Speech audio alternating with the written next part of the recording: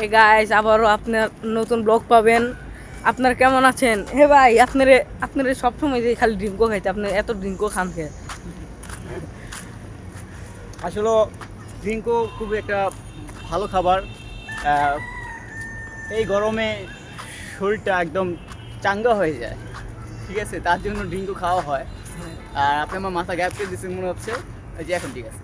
যাই হোক, আপনাকে এক কথা বলি, এই গরমে ড্রিঙ্কও খাবেন, তাহলে শরীরটাও ভালো থাকবে, আপনার মনটাও উড়ু উড়ু থাকবে, আর ভিডিও করতে খুব উড়ু উড়ু লাগবে, ঠিক আছে। ভিডিও করবেন, আরও মজা করবেন, আরও আর কি বলবো, ড্রিঙ্কও জাস্ট বেস্ট একটা খাবার।